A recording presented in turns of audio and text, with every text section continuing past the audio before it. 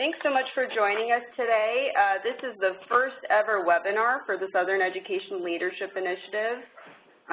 My name is Vanessa Meyer. I'm the Program Director for the Office of the President. We are having this webinar because we want to make sure that we're providing you an opportunity to ask questions about the application and also the fellowship experience. And with that, we have joining us two alumni from the Summer Fellowship, Alexis Henry, who is a 26th alum of the program. She recently graduated from an Agnes Scott College here in Atlanta, and Joslin Grimes, who's a 26th alum and is a senior at Morehouse College. So they are also going to share their experiences in the Summer Fellowship program last year. And we're going to start off, we're going to watch a short video about SELI that should help kind of set the stage about what this experience is all about. Great. So our mission at the Southern Education Foundation is to advance equity and excellence for all students in the South, particularly low-income students and students of color. And this guides all of our work here at the Foundation, and we work from early education all the way through higher education. And I say this because this informs our placements for the Summer Fellowship and all of the strategies that we implement. And so we try to work in terms of promoting early learning opportunities, advancing public education, and improving college access and completion. We do this by leveraging knowledge of the field, supporting work groups, learning communities, putting good ideas to a fair test through promoting research, conducting demonstrations and pilots, mobilizing the public, and conducting demonstrations. We support leadership development initiatives, and we think of communications as a change-making strategy. And so SELI is really a core part of that strategy. We developed it in 2004 to honor the 50-year anniversary of Brown v. Board of Education. So the program is actually in its 13th year, and it has so far supported nearly 200 college students who have worked across the South in nonprofits to make systemic change in education policy. And the goal of the program is to empower the next generation of innovators, thinkers, and leaders to become more effective change agents.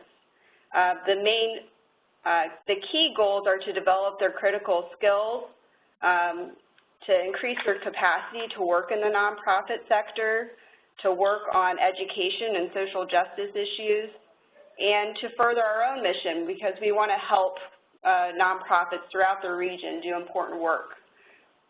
Some of the organizations that we partner with include eStop, Eradicating the School-to-Prison Pipeline, Voices for Georgia's Children, focus on early education, Public Education Matters in Greenville County, to the Intercultural Development Research Association in San Antonio, Texas. But the placements actually vary each year. So these are the placements that we had in 2016, but the placements apply each year in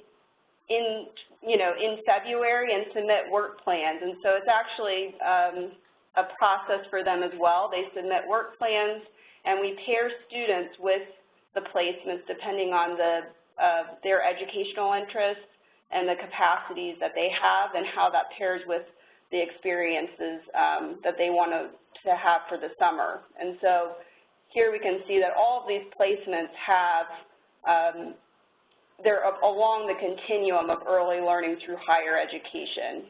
Arkansas Public Policy Panel is also another placement that we've had for a number of years. The fellows receive a stipend that can help with supporting their living expenses. Undergraduates receive $4,500. Graduate level students receive $5,000, and so that can include law, master's, and doctoral students. Travel, airfare, car mileage expenses are all reimbursed and arranged and for airfare, they're arranged by SES. There's an orientation that is provided for each of the students, and that will occur in 2017 between May 24th and 26th. And that's really a 2.5-day training that will feature policymakers, advocates, community organizers from across the region and nation that are really leading the country in terms of thinking about social justice issues and education and how to make change in critical issues to improve our schools and public policy. The students go from the orientation to their placement sites and work for 8 weeks, and that will occur between May 29th and July 21st. They'll work full-time, 40 hours a week with their organization, and they'll have a supervisor and be working through the work plan that they've been paired with. And so the projects that they'll work on could be developing white papers, fact sheets, preparing for the legislative session and thinking about, writing literature reviews on an issue. It really just depends on the placement. Maybe developing a communications plan or an event that will take place during the year. And so that'll happen in the 8-week period. And then at the end of the summer, the students will come back to Atlanta between July 26th and 28th for a closing meeting where they're going to share the lessons they learned and reflect on, what they learned about making change in education policy and, what they learned about being leaders in their communities and how they can take that back to their own community. The eligibility requirements for the program are listed here, and they're pretty straightforward, but students should be between the ages of 20 and 32 years of age. They should be enrolled in a 4-year college or graduate level program. Students that are graduating can still apply, so that means that if you're graduating in May, you can apply, and that's a common question. So yeah, definitely please apply for the program. You should have completed 60 credit hours though, and so that is something that we do really stick to. You should be a junior or above to be qualified for the program, and students that are typically in the program vary in terms of the degree that they have. There's master's students, law students, doctoral students, and undergrad students, and we really try to have a diverse cohort so that we have peer-to-peer learning, and that's really one of the main features and benefits, I think, of the program. So that's something that just to know about. There's no GPA requirement. A number of programs actually have that, and SELI really does not believe in having a GPA requirement. So please don't, think that you have to have one. And again, all majors are accepted, and I think I have a chart that kind of shows in a few minutes just about all the different disciplines of students that have been part of the program, but we really accept students of all different kinds of educational disciplines. So that's something, as long as you're interested in social justice and leadership, we really encourage you to apply. The main thing is that you have a high interest in social justice and that you have a high attention to detail. Most of the placements will expect that you have an attention to detail and writing and enjoy research, policy, and have an interest in being a leader. So that's something that we will look for in the application and in your personal statement and in your references. The submission of the application will be due by March 1st by 5 p.m. Eastern Time. We will expect that that will be all submitted in one email to the email address listed on the application, and we really try to stick to that deadline because there typically are a number of applications that we are going to have to read through during this process. And then students will work on the assigned projects from them. Some experiences have different kinds of setups. But this experience is where we place students with organizations that really expect the student to help with work that is needed, and they're going to use the products and put that into place, and they're going to expect that students are doing more than, you know, making copies all summer or making coffee. You know, they need the work to help with their strategies and with, you know, critical work that couldn't be done by anyone else. And so in that way, students don't always get to design their projects, but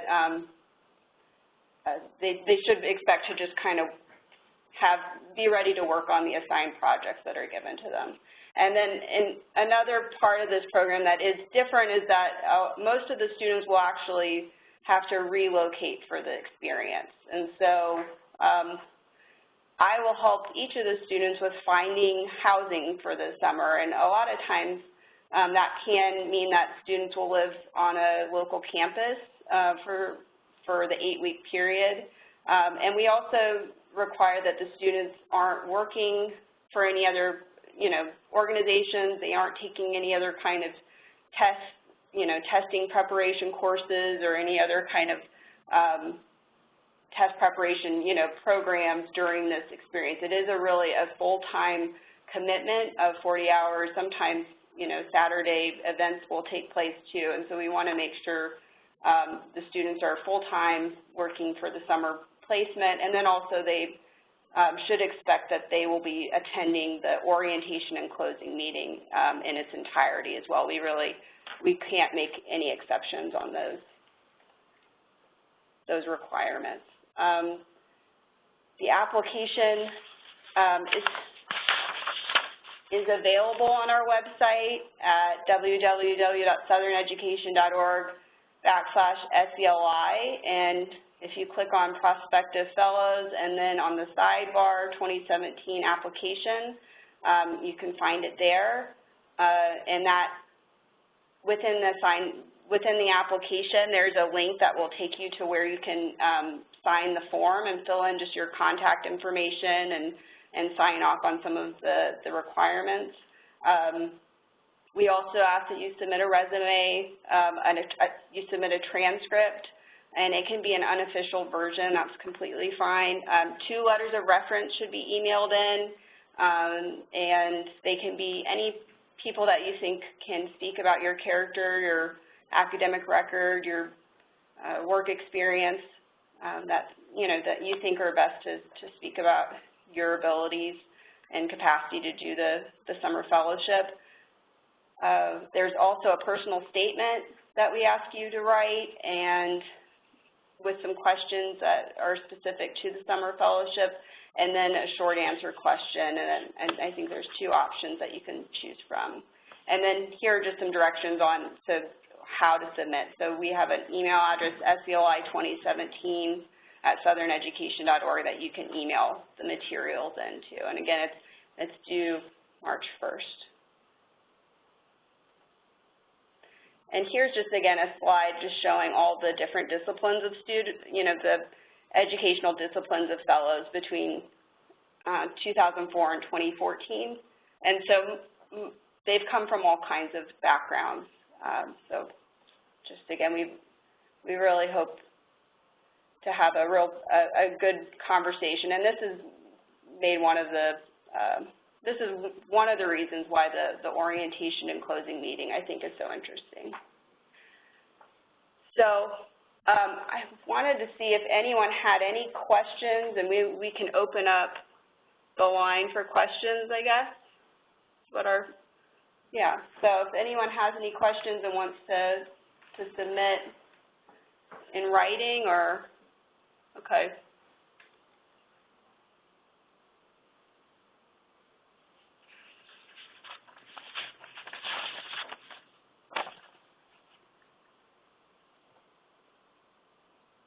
And we'll also have time at the end, too.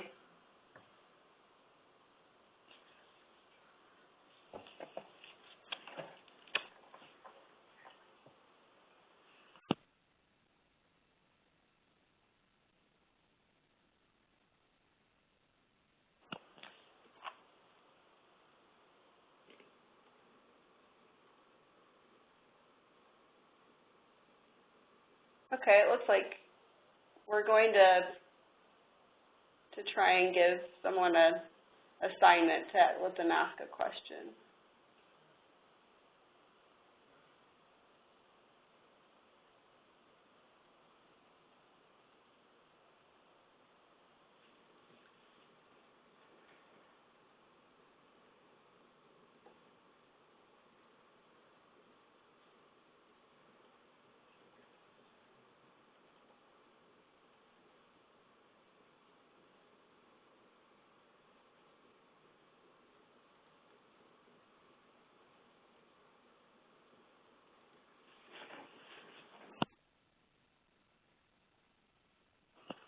Okay, our first question is from Chloe.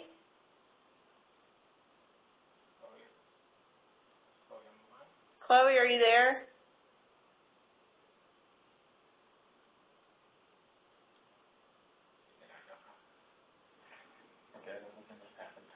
If you want to type in your question, maybe that'll be easier. I'm not sure if we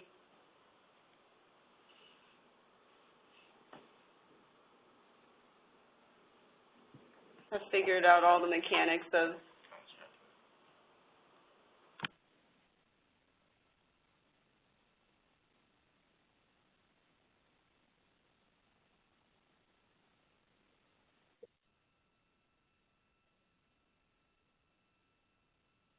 okay.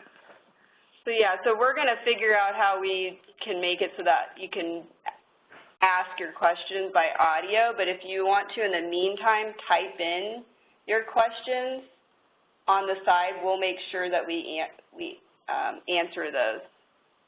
And so in the meantime, we're going to, if you want to type in your questions, we'll take those up.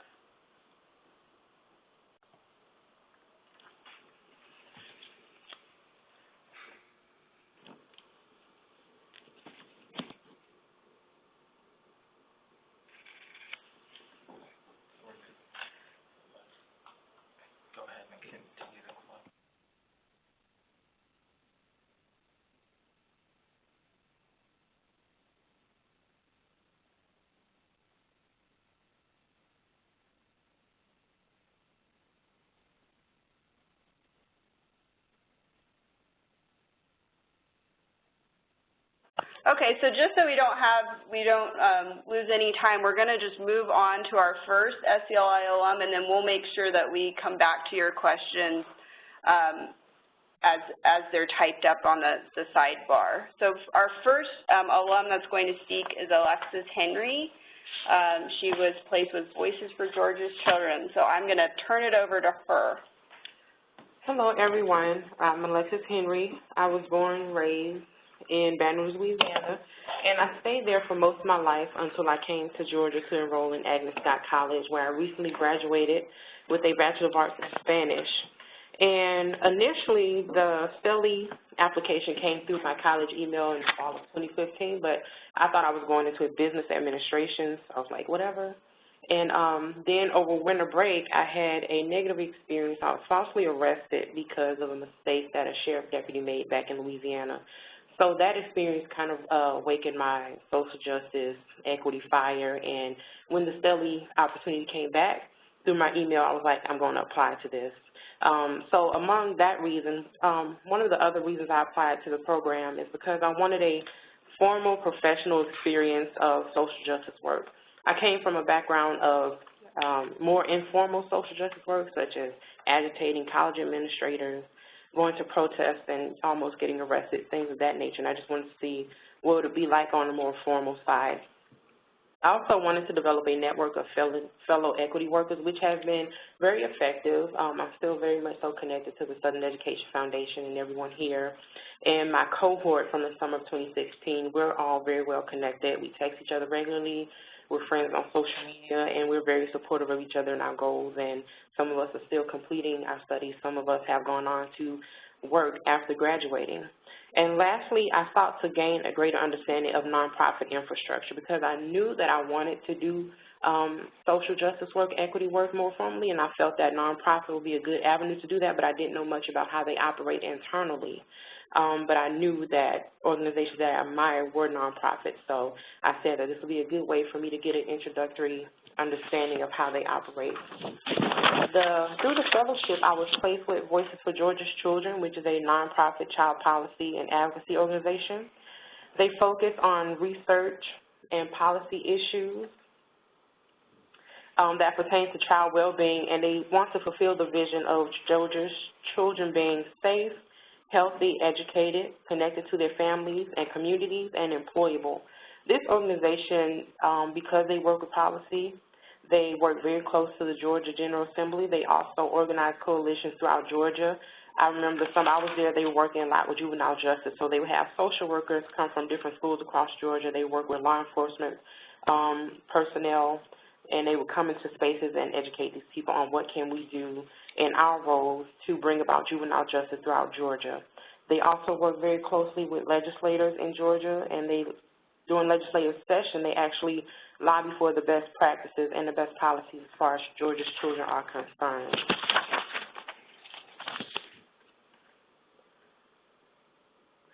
When I went in, Voices was in the middle of shifting its strategic planning, and that included choosing a new set of policy areas upon which to focus. When I went in, they were focusing on juvenile justice, after-school care, and child health care, but they wanted to focus more on child poverty. So I was there to create a body of research as a starting point for the executive board for Voices for Georgia's Children when they went into their more formal research phase. While I was there, I focused on creating final research products that I could leave the organization with that would be very useful as they went further into strategic planning, and those products focus on answering the question of what drives child poverty in Georgia, what is child poverty's demographic spread, what are policy interventions and initiatives taking place in other states, what about in the state of Georgia, what are anti-poverty policies and initiatives gaining momentum in the child advocacy sector. So a lot of their work, because they do collaborate a lot with a lot of nonprofit organizations, with the school system in Georgia, with law enforcement and even judges throughout Georgia, they wanted to know what was happening already so that they could possibly collaborate or even direct their resources and their energy towards doing something that's not already being done. And some of my work with them looked like creating fact sheets to be circulated for some of the people that they worked with or wanted to inform about their work. I would create policy reports for the lobby director. During the summer, there was the bathroom bill situation going on in North Carolina. So one thing they wanted to do was educate people throughout Georgia about who is actually a risk to children when it comes to bathrooms, to kind of demystify some of the misconceptions that were going on regarding that issue. So I prepared that, and they were able to use that.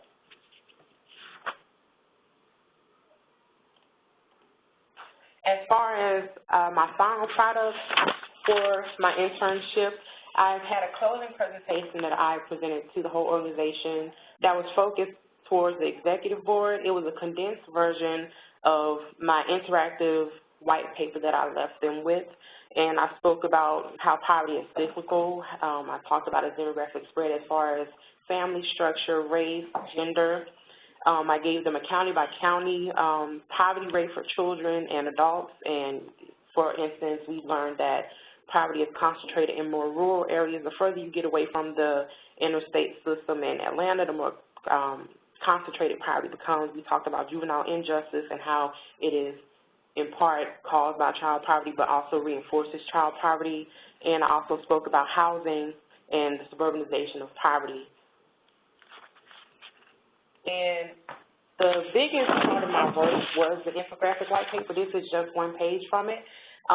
Throughout the summer, I would have meetings with the executive director and the policy director. These were the women that I worked with the closest, and I would kind of test them with some of, my research that I was doing thus far to kind of see how do they best like information given to them. And these two women are very busy, and I learned that they like very concise, data-appropriate graphs with concise words next to them. So the final product was about 13 pages with a lot of graphs and visual data and very concise wording around that data, because these women, they're on the go, they need to be concise, and they need to be easily and quickly digestible. So a lot of my work was doing a lot of reading and researching, but a lot of it was making sure that I distilled it down into a format that they could take it and run with it.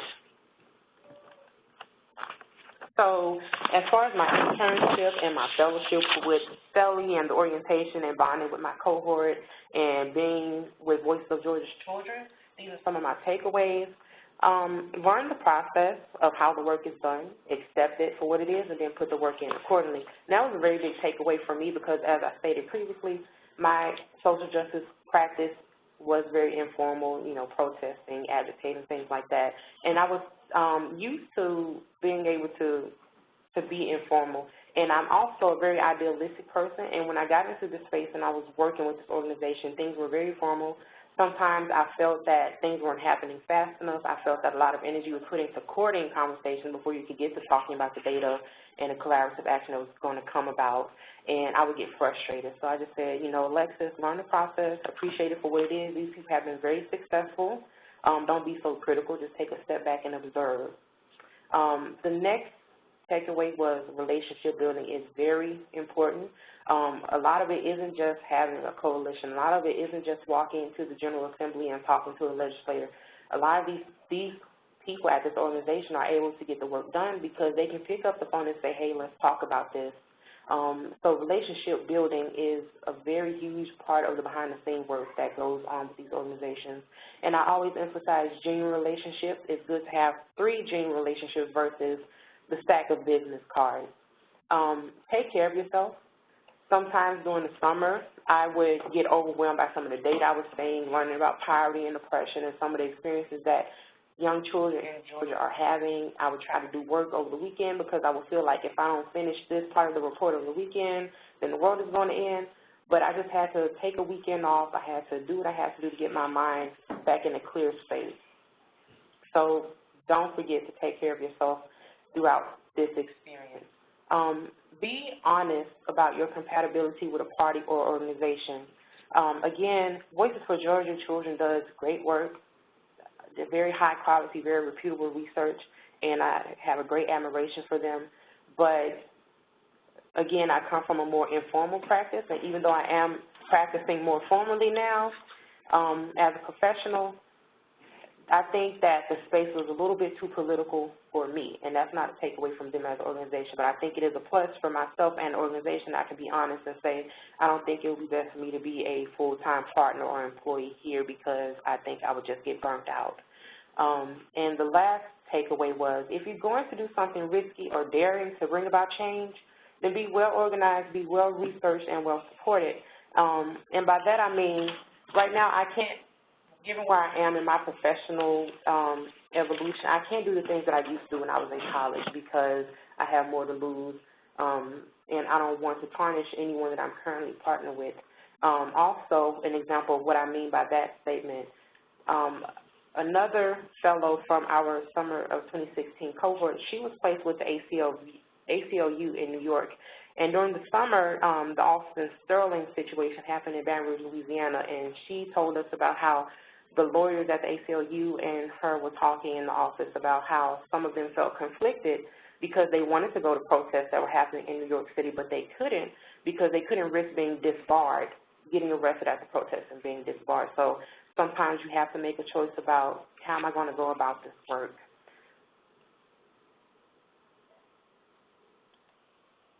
Where do I go from here? I graduated from college in May, and I'm currently a preschool teacher with a local nonprofit organization that focuses on providing high-quality educational experiences to children of all incomes. And what I learned from this experience is that there is a niche for humanities and qualitative research in the nonprofit sector. A lot of times when you tell people that you want to, that you're studying at a liberal arts college and you're studying Spanish, English, history, or sociology, they're like, what are you going to do with that? But you can go into policy, you can go into nonprofit administration, you can go into higher education administration. So don't let conversations like that steer you away from those concentrations. What I learned from this experience is that I would like to do research, strategic planning, and other administrative work within the nonprofit. And currently I'm on a path to pursuing a graduate degree that will equip me with the research, presentation, and grant writing skills necessary to work in nonprofit administration and higher education. I'm in the process of applying to a PhD program that will equip me with all those skills. And my current career objectives, I would like to work specifically with reproductive justice organizations, but more broadly, I am open to working with a variety of organizations that focus on empowering marginalized communities. And as far as higher education administration, at some point in my career, I would like to be a dean of students and continue educating as a professor. Educating is my primary passion.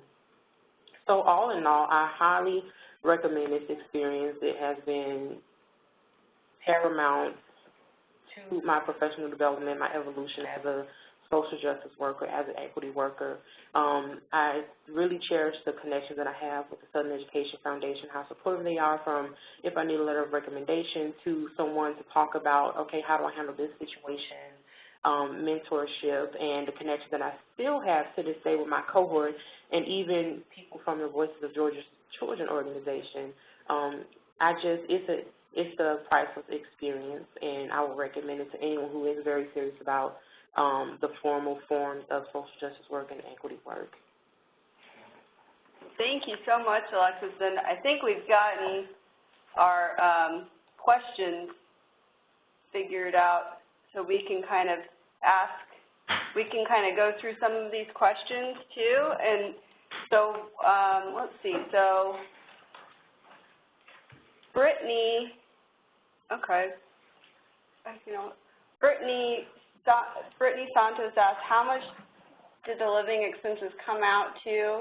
And so really, the living, the stipend is paid out in 3 parts to the student, and the student is in charge of managing their own expenses and their own, their expenses. And so students will, from those stipends, have to pay for their rent and their, food expenses and things like that. So we make sure that the housing that we find them is affordable and that it's something that seems within their budget, but it is something that they have to kind of figure out in terms of what is their budget and what seems doable. And the cities that we place in are typically southern urban cities, but they are not as expensive as New York and DC always. That's kind of an atypical placement for most of the time. Most fellows are more in southern cities like Atlanta and Birmingham and some smaller places. Taylor Thompson asked, do all of the placements offer a job after the summer? So that, it just really depends on the organization and where they are with their own planning. And so I would say that most of the organizations are smaller in size, and so if there isn't a job opportunity, I think what Alexis really talked about too is that there is at least a really great connection and a mentorship that can happen, and you can have really great references that are, come from that. They can help with providing guidance in terms of next steps in your career. They can help you with networking and figuring out, who else might have other opportunities for you. So it's not necessarily like a given that they will always have a job opportunity. They are pretty small organizations. So yeah, I'm not sure that we always have that happen for every student. Jonathan Peraza asked, how likely is it for students who have graduated to be selected as fellows?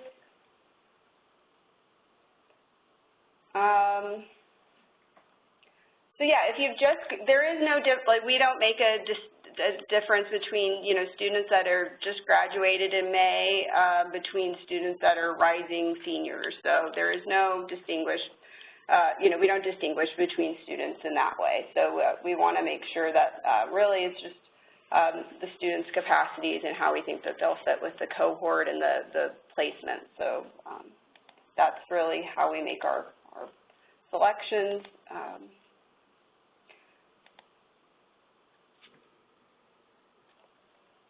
Are fellows able to seek additional outside funding? We typically really ask the students to concentrate on, the placement for the summer, and so the stipend, is what we would expect supports the students' living expenses, and so we do not want them, having other job opportunities of any kind for the summer.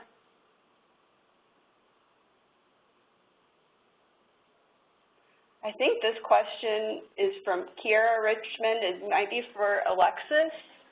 And she asked, what were some of the biggest challenges when learning to navigate a new formal and political environment? What advice would you give to overcome them? Well, I pretty much knew you go in, you're just business professional. You kind of take a step back and observe, but more importantly, before I even got to the site, I was able to speak to the person who was going to be supervising my work and ask them about questions and my concerns. And the policy director of Voice for Jewish Children, she was very compassionate, very patient, very understanding that I'm a young person, I'm nervous. And, of course, Vanessa Meyer, we had our orientation, and I spoke to her about my concerns before I even started the experience. But there were a number of times during my experience where I was stressed out, where I felt like it's a very foreign environment for me, where I would call her and say I'm having these problems, and I was able to have very frank and open, discreet conversations with her about, what I was experiencing, to really get that authentic feedback on how to proceed with the challenges that I was facing. And of course, my cohort was very supportive of me also. So just understand that the people that are around you are very, very willing resources. That's my biggest advice on how to maneuver into a new political environment. Okay, great.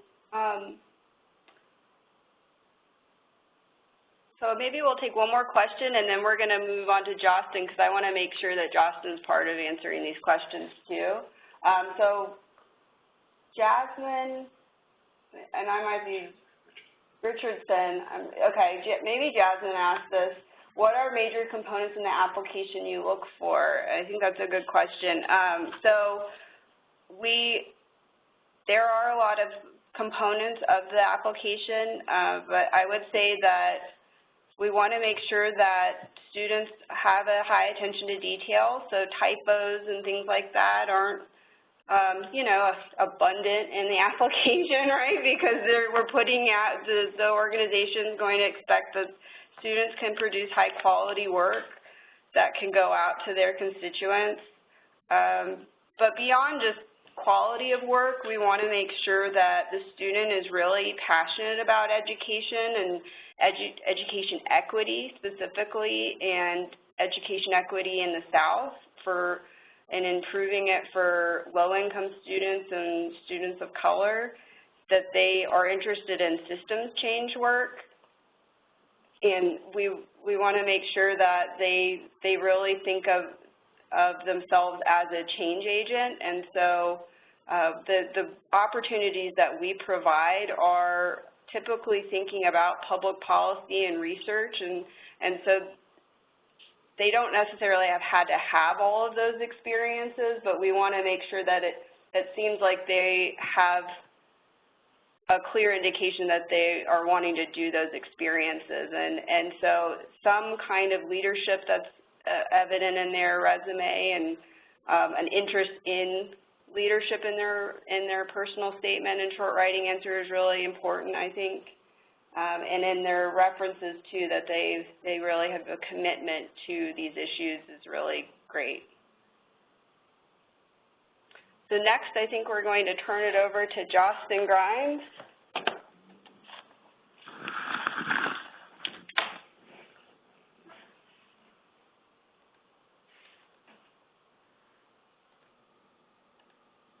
Yeah, hello everyone. My name is Joslin Grimes. I'm currently a senior at Morehouse College here in Atlanta.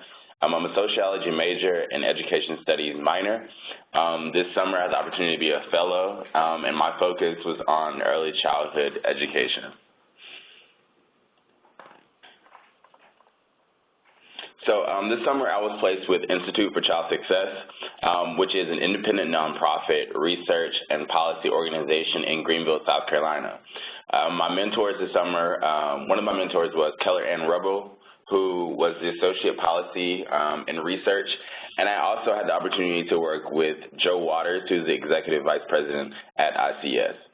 So this summer I was charged with researching and drafting a policy primer, including some of the interconnected issues that affect young children, and I'll explain that in more detail for the next slide. And also, I produced a biweekly blog titled Notes from a Fellow. So yes, as I mentioned, I had to write a policy primer. And so I'm going to preface this by saying I never had any experience writing policies.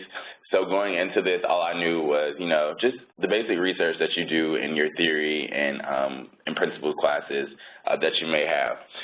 So some of the topics I mentioned in the policy primer, an overview of early child care and education.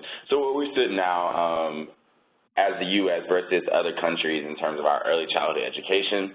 Child brain development. We did a lot of work with the Harvard Center for Child Brain Development, a lot of work with Janice Grundle there at Harvard, specifically looking at toxic stress and how it has an effect on the mother, but also the child as well, in terms of their cognitive learning that they have to acquire. Also, we looked at poverty's impact and intervention. Actually, Head Start was brought about from President Johnson's initiative on the war on poverty. So he started this project called Project Head Start, where he wanted to provide not only health but also educational programs and initiatives for families of low income. We also looked at safety net programs, TANF, which is a temporary assistance for needy families. You have to make within a certain bracket to actually be eligible for these type of safety net programs. Also looking at food stamps and the nurse-family partnership, which I actually mentioned in one of my blogs, the first blog entitled Empowering Teen Moms. So the nurse-family, I'll give you a brief overview. The nurse-family partnership is an initiative with communities and health officials that offer early baby care to those mothers who don't often have those resources to be able to provide for their child. So that was actually interesting, and I was posing the question in the blog, why aren't these type of partnerships in areas of high teen pregnancy? Because we have to understand that teens are actually having babies now compared to, back in the early 90s and things like that. So why aren't there more nurse-family partnerships in those type of communities? I also looked at pre-K and Head Start, as I mentioned before, with the Project Head Start that President Johnson had. In terms of the blogs, the first one, like I said, Empowering Teen Moms, talked about the nurse-family partnership. Community building, I actually had the opportunity to attend a conference or a symposium this summer entitled Way to Wellville, and it was in Spartanburg, South Carolina, and it was hosted by the Mary Black Foundation. So we had the opportunity to come together with actually teams that were from different states, and within the teams, they were made up of, maybe politicians, different community leaders, different grassroots organizations, and they were coming together to basically understand how could their piece of the puzzle contribute to educational equity. So it was really interesting to see how the teams from California brought about their opinions. You had teams from Michigan, Detroit, Michigan as well. And within that trip, we also got a chance to visit a church that held a Quality Counts program, which is a rating system that Head Start used to determine if children should actually go to these Head Starts. Are they providing enough, initiatives and programs to offset the resources that may not be there? So also I had the opportunity to meet Drew Lawrence with Reach Out and Read Carolinas, which is an organization in the Carolinas, North and South Carolinas, that is partnered with pediatricians. And so pediatricians go in and they teach mothers who just have newborns how to properly read to their children and the things and the communication skills needed to make sure that their children are ready for school.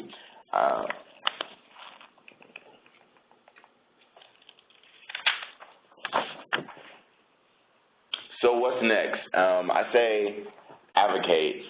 Continue to advocate in early, not only education, but also early childhood, because most people don't understand that ages 0 to 5 are the most important times to actually educate toddlers and infants, because that's when their brains are so malleable and that you can really instill a lot of foundational work into making sure that they're on track to attend kindergarten and so forth. It was really cool also to be able to tackle early childhood topics from a macro and micro perspective, and that's something as a sociology major that we look at from a big standpoint institutionally when I mean macro, and micro when I mean just within the household or even when you're working with your child on a day-to-day basis. Be knowledgeable on early childhood education. Going into this, I knew of what we needed to be school ready for Head Start, but I didn't actually understand the different monetary factors and also health factors that go into making sure that children 0 to 5 are ready for school. And I keep mentioning this thing of school readiness, and it's something that was an overlying topic of this entire summer, because really the educational system, specifically in the U.S., really haven't narrowed down on a clear definition of what school readiness is.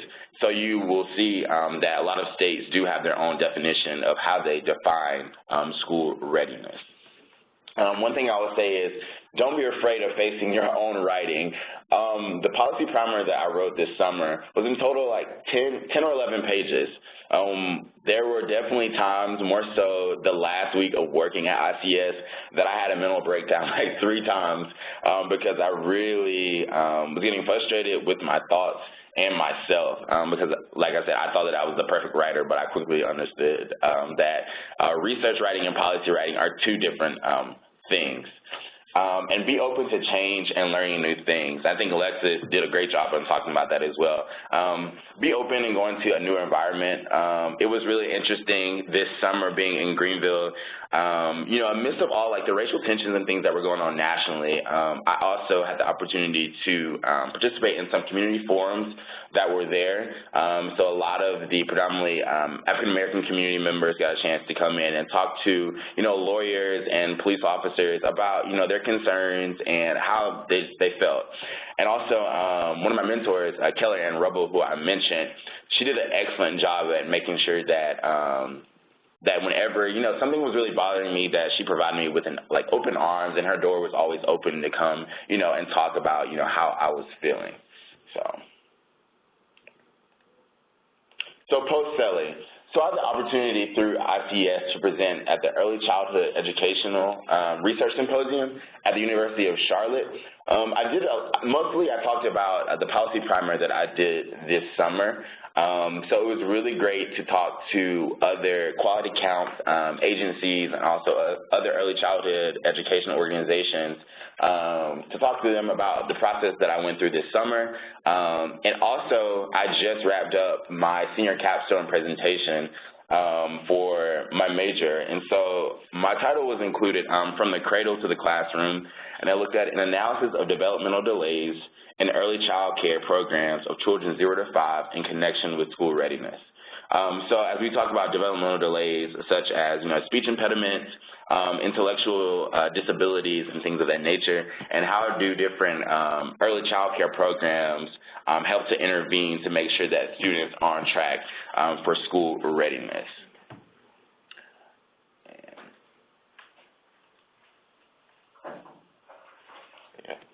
So yeah. Okay, thank you so much, Joslin. So I think now we have a lot of questions and are going to see if we can kind of go through the different ones and try and answer them all. So Chloe Sykes asked about if there's any placement location and staying in our home area. We do try and take into consideration people's preferences. Part of our interest, though, is trying to pair students with the organizations based off of their educational interests. So we look at the student's interest off of their resume and their personal statement. We also, try and talk with the students. And so there is some flexibility, but we really want to make sure that this experience is really developing you and preparing you for, what careers you want to do and what educational programs that you want to go into, rather than just kind of a short-term summer interest or living interest, I guess. And so it is a give and take, and sometimes we don't have, that much control over it also, I will say. Like, we have different organizations that apply that are spread out throughout the region, and so while we would love to make placements in Georgia or just 2 states, we really want to make sure that we're providing fellows across the South, because we know that there's a lot of work to be done across the South. So part of that is not to try and make people move, it's really trying to fit all of those different interests. So we do, though, really talk with the student. It isn't just kind of a one-sided process. But if there is real, need from a student where they really can't move, just noting that on your application would be great, just so that we can really have that as a, we know that as we're kind of working on that.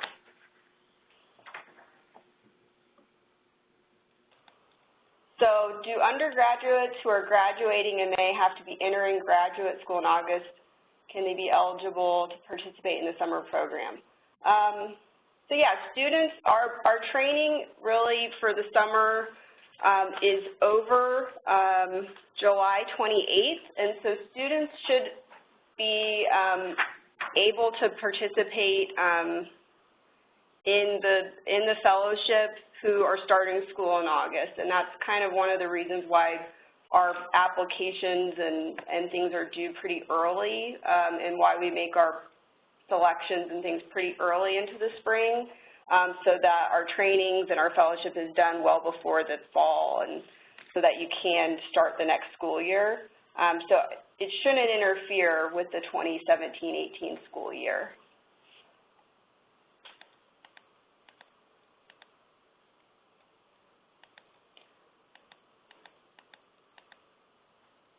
So Chloe Sykes asked about taxes, and the stipend money is considered it is not taxed, and so that is a good question. They should consider it,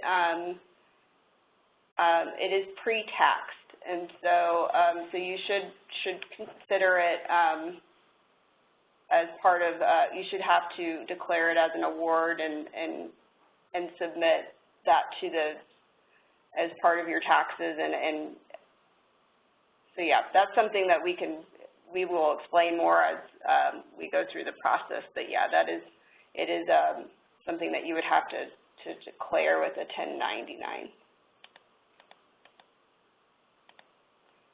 Kiera Richmond asked, when considering placement, should you select an area that you have an interest or experience in, or something completely new? I think that just depends on your preference, and maybe Joslin and Alexis, you can talk about that. Did you guys kind of indicate on your application areas that you had worked on before, or did you kind of indicate things that you wanted to learn about? I think For me, I talked about working in Atlanta just because I have experience working with a local elementary school here. So, you know, that's what I put for Atlanta. But, no, I was placed in Greenville, and like I mentioned before, just be open to all options because you never know what type of, you know, relationships that can be formed and the type of just experiences that you can be open to just by going to a new place. So. As for me, I was very flexible. I just wanted to be a part of the fellowship. But if you do have something that you're very passionate about or you have a career aspiration that you think a certain type of experience might prepare you for, then just make that, reiterate that in the application so that they can, so that the people at the Southern Education Foundation who make the decision about where you may be placed can be aware of that.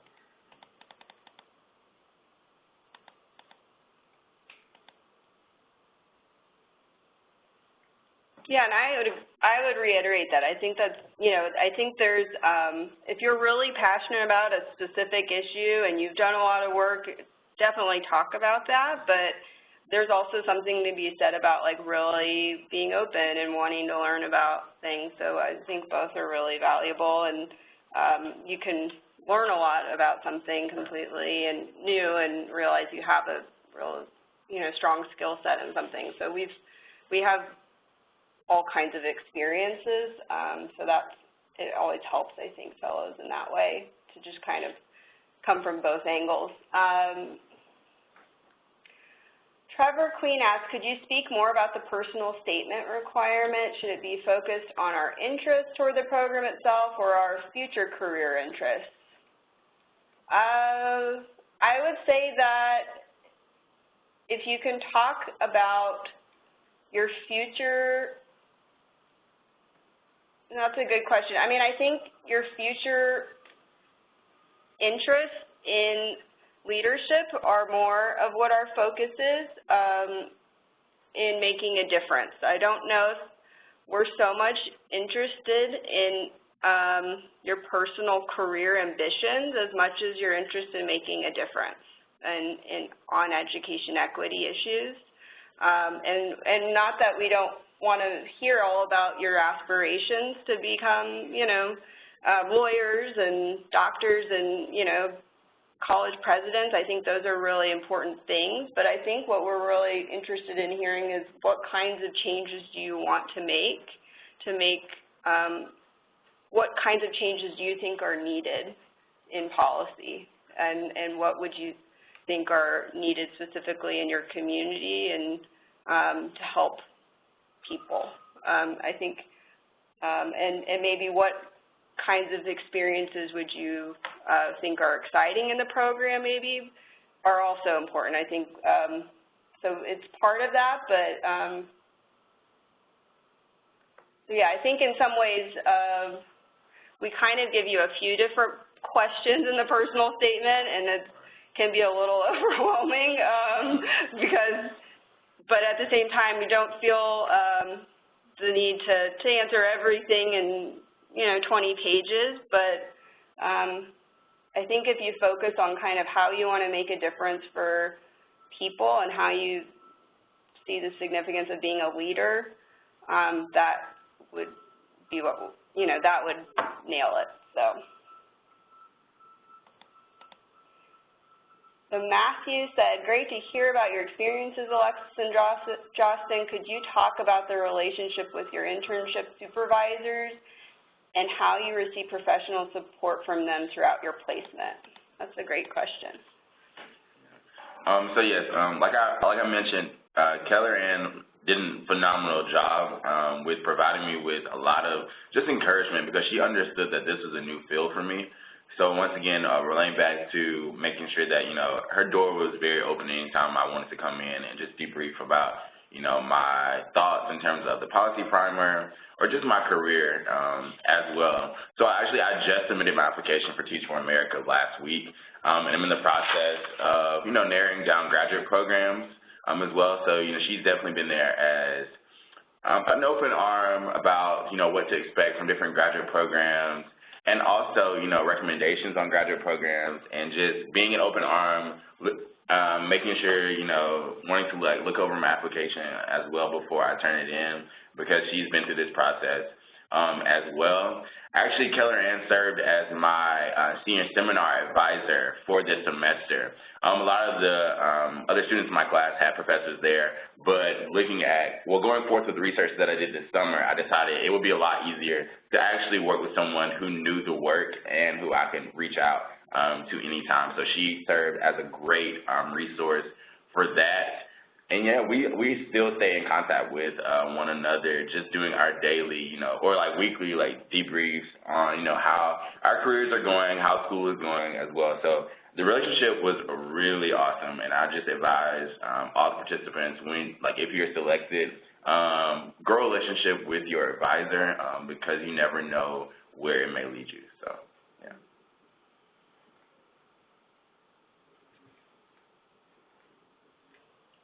Okay, Marshall Anthony asked, how is your orientation and transition at the placement site?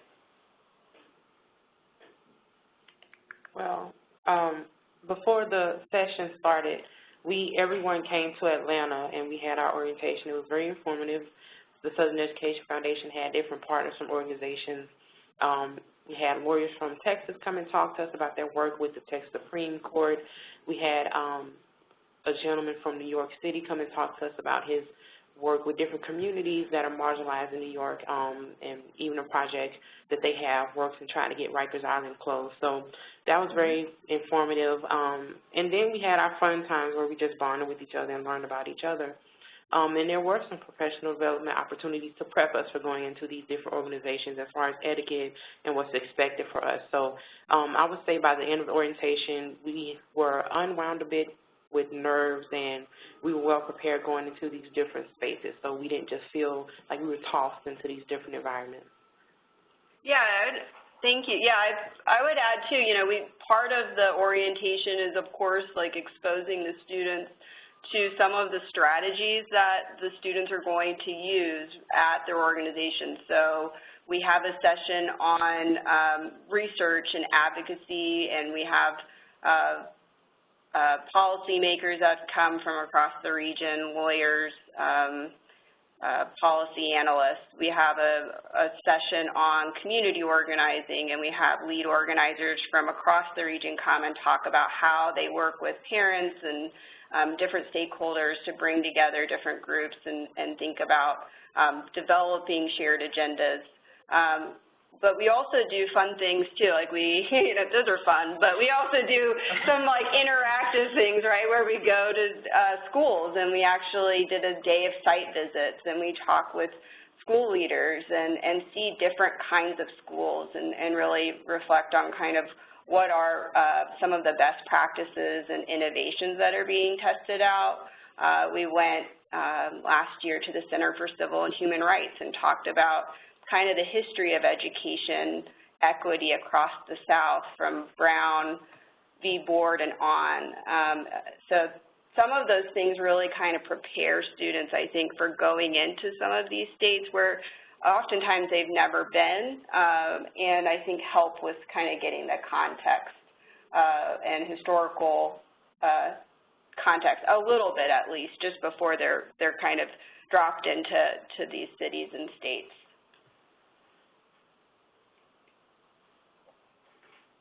So Trevor asked, Alexis and Joslin, could you both state one unique aspect that you received from SELI that stands out from other popular education-related summer programs?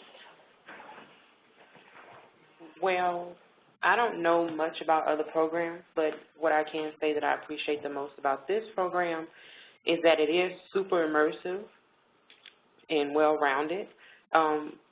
We had the more formal aspects of actually being immersed within organizations where we were doing the work and learning about how nonprofits operate and learning about research and policy writing.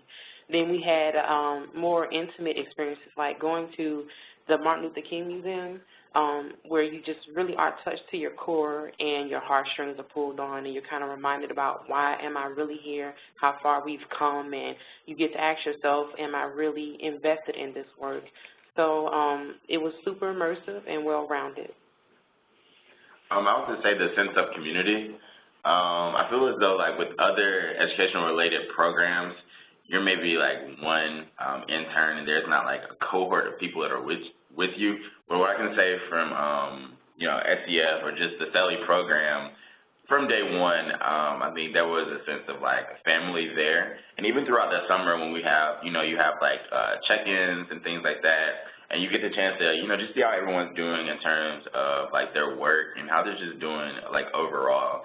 And Alexis also mentioned, like we still keep in contact with people who were in our cohort from the summer, literally every day, like talking to each other on social media and things like that. So I would definitely say community building. Okay, well, I think one last thing I wanted to just share with you guys is that, of course, my email is here if you have any questions, but also that our website is full of great resources. So if you wanted to check out southern-education.org/SELI, there's all kinds of information, and frequently asked questions has a lot of good information that you can look at. The 2017 application is here. If you just click on 2017 fellow application, here are profiles on the 2016 fellows from last summer. And also, there's a whole storehouse of videos and information that you can look at from past cohorts. So those are kind of fun to kind of see what the experiences looked like over the last few years. So again, thank you guys so much for joining us. I think it was a really fun pilot, and if you have any questions, please just email us. All right, thanks. Bye-bye.